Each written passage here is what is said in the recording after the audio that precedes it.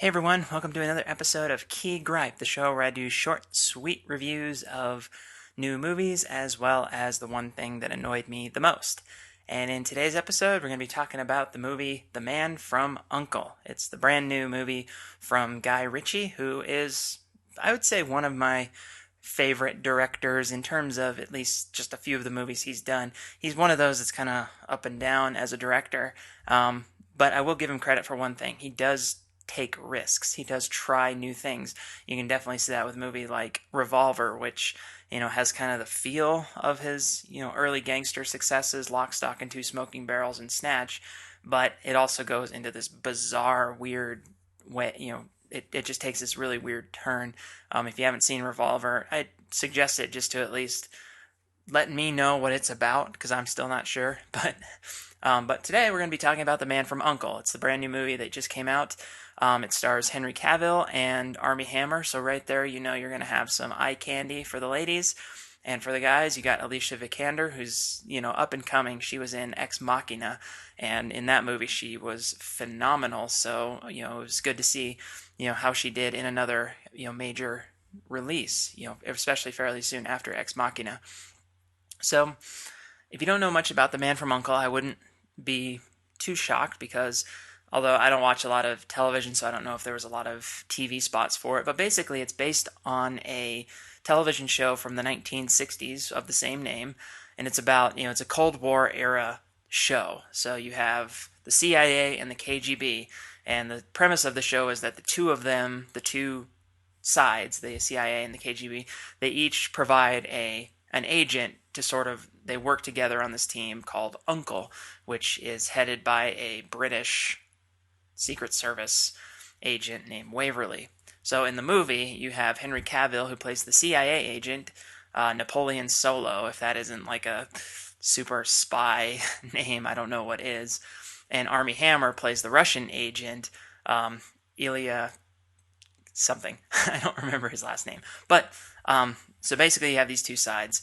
And in the premise of the movie is that they are both, in East Berlin, and Armie Hammer is trying to keep Alicia Vikander's character there, while Henry Cavill's character is trying to go in and extract her from East Berlin because they want to use her to get to her father, who's a nuclear scientist that's been basically missing, and they believe could be helping a terrorist organization, a Nazi terrorist organization, build a nuclear bomb to use for their own nefarious purposes. And so you have, once Henry Cavill extracts her, then the Russians and the Americans come together and they put they put their team together, and of course it's that odd couple buddy spy movie sort of setting where you have on the one hand you got the suave cocky American CIA agent, and then you have the very soft spoken but driven, determined, focused Russian agent on the other side, and they're both focused on keeping this this woman alive and learning what she knows so they can try and find her father.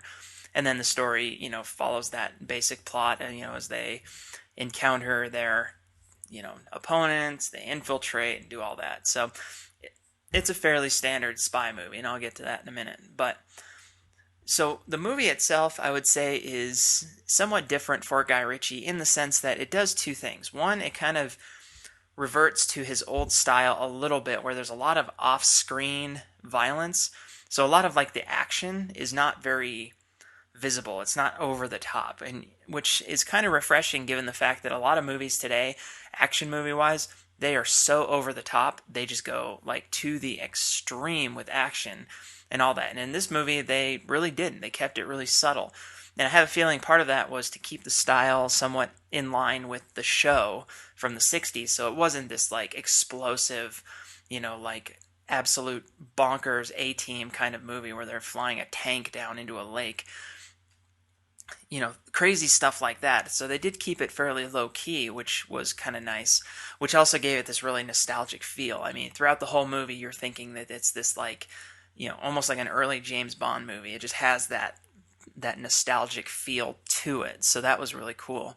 And then you had the music. The music was probably my favorite thing about this entire movie because, you've got the score was done by Daniel Pemberton, who I'm not even sure who that is, but there's two elements that he borrowed that he used in this movie. One was kind of that, jazzy, bass line, jazz flute kind of sound that you heard in movies like Snatch, which worked so well. It just was like it just set that tone really well as like, it's not this dark, serious tone. It's actually kind of jovial and fun. So it set the mood really well. But then he also used a lot of Ennio Morricone type of sounds, which are brilliant because, Ennio Morricone was like the master at creating, emotion and drama with his music. So, well, he still is. I guess he's still alive.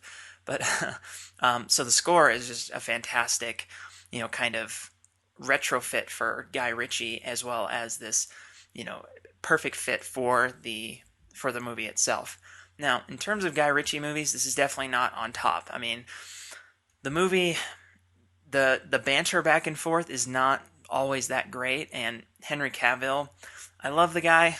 I wouldn't turn down if he, approached me, but let's just say his acting is not always that great, and I can't necessarily point to the writing on this one. I have to point it to his delivery. The way he delivers things is very wooden, and we got that in Man of Steel a lot, which, kind of is a shame because he's such an amazing thing to look at.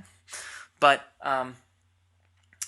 and one of the things that I've always loved about Guy Ritchie movies is that back and forth banter. Like in Snatch and Lock, Stock, it's fantastic. It's brilliant. And in this movie, it's kind of stilted. It isn't very robust, I guess. It doesn't have that, Guy Ritchie flair to it that you might have seen before.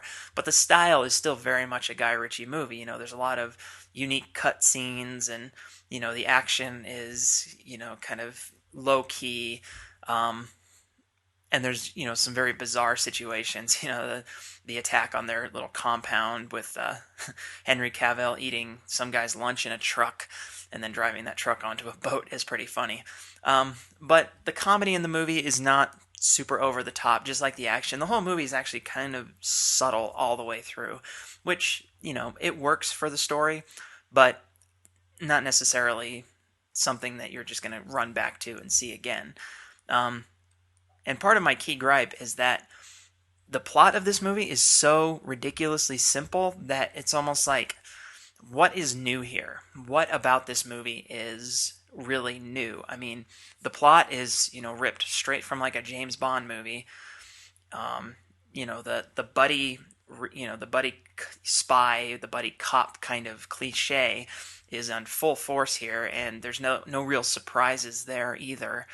I mean, it's just the plot is very easy, and I'm not one who likes to try and say I know the plot long before anybody else before they actually reveal it. It's like I can figure this whole movie out. I don't like to do that, but the problem here is that it was not even subtle. It was just way too easy, and knowing Guy Ritchie, he's done movies like Sherlock Holmes where there's at least some good mystery in there. There's some good plot, but here it was just way too simple, and it really kind of brought the whole movie down because it just didn't feel like anything new, like anything we haven't seen before. So that's my key gripe.